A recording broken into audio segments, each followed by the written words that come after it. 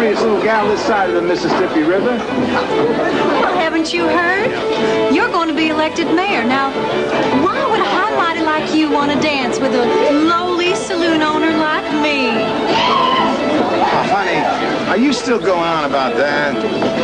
Yes, and you'll get no peace from me until you give up on this phony election scheme. Don't you see? When I'm elected mayor, I can drive them sod buses away and keep that grazing land for my cattle. Well, fine. Then you just get yourself a steer to dance with.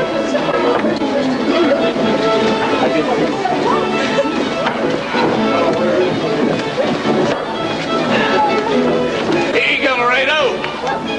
What are these? Ain't a man vote more than once? Gotta be at least 50 ballots here. Well, I figure Buck ought to win by a landslide. I'm just making sure. Stick him in there. Give it a drink here.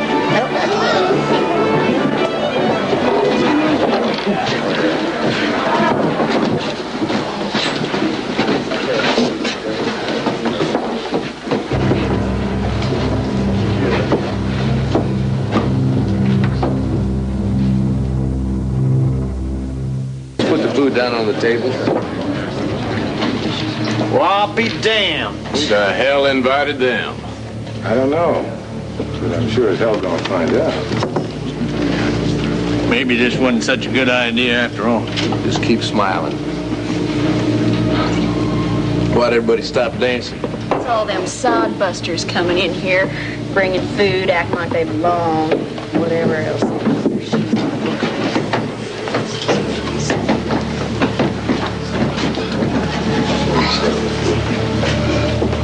Yeah, forget about them anyway.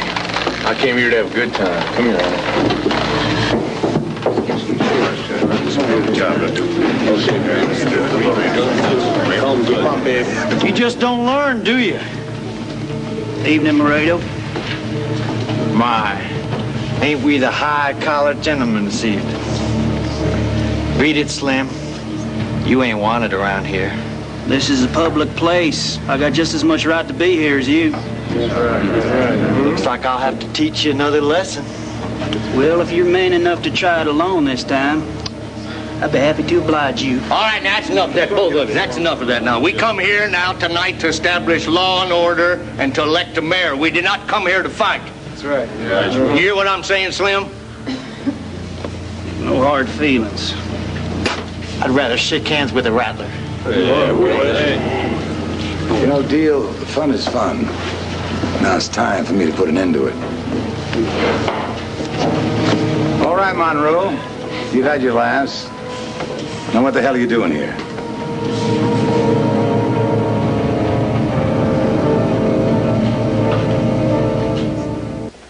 Like you belonged.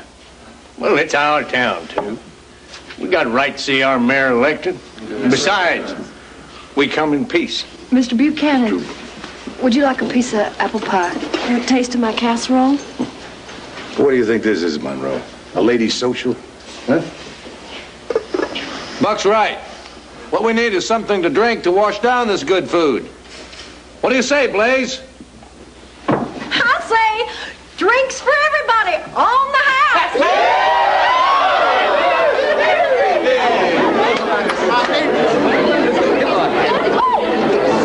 Excuse me, ma'am. Come on, Cody, let's dance some more. I ain't in the mood right now. Oh, you're always in the mood. Damn it, woman. Just leave me alone. I don't want to leave you alone.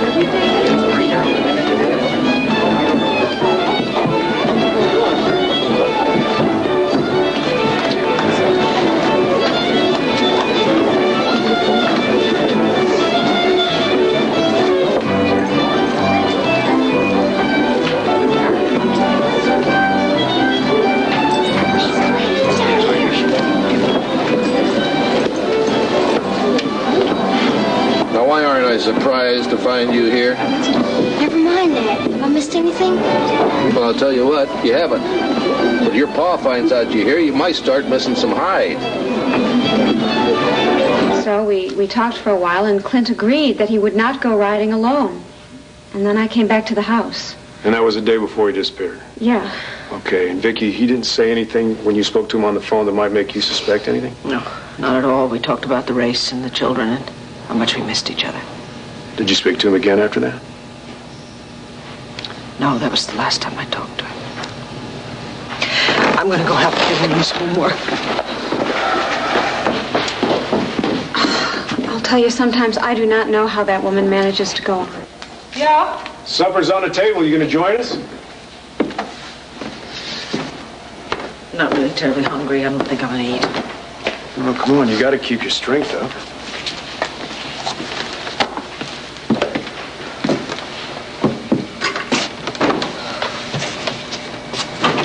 Oh, please, I guess. Vicky, listen. We're gonna find him, I promise. But he's all alone.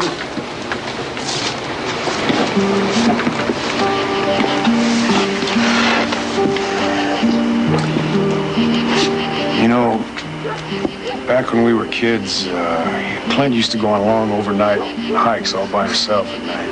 I know.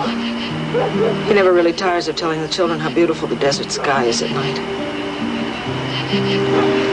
Did he ever tell you about the time that I started bugging him until he took me along with him? No. You must have been very young. Yeah, I was just about 5 years old. Anyway, we hiked and hiked and hiked. I thought we'd walked almost all the way to China by the time we finally found a place and were about ready to bed down. All of a sudden, I hear this. Oh, dear. Yeah. Clint tried to convince me that it was nothing but an old coyote, you know, but I knew darn well that it was some dead old Indian warrior coming after us for trespassing on sacred burial ground. So I started crying and wanted to go home. And Clint packed everything up and was about ready to start out, and all of a sudden he realized that we were just totally lost. So he picked up a couple old sticks and put together a makeshift sextant. And he got us home by just looking up at the stars. It's not gonna happen this time. Yeah, but Vicky, listen. That's not my point. See, my point is that Clint is a survivor. Now, he can handle a desert. Bull, he's blind. He's blind. He can't see danger. He can't see a rattlesnake. He can't see if he's on the edge of a cliff. I know. Look here, I don't have all the answers. All I know is that my big brother will not quit. Now, that night that I was scared out there in the desert, he got me home just by looking up at the stars. And I think it's just about time that maybe his little brother did the same thing for him. Now, what do you say that we get us something to eat?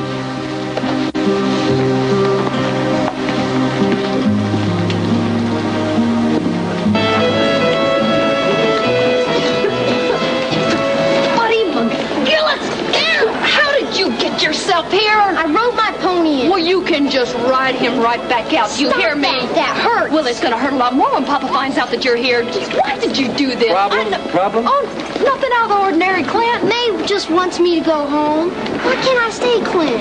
Please? Would it help any if I promised to keep an eye on him? That's fine. You take care of it, but I want to tell you something, Lady McGillis. If your Papa finds out about you being here, you are on your own. You hear me? Yes.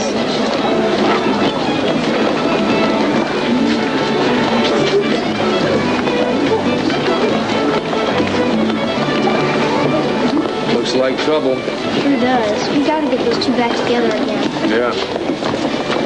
I got an idea. Come here. Better be a good one. The whole future depends on it. All right. I'm going to tell you what I want you to do.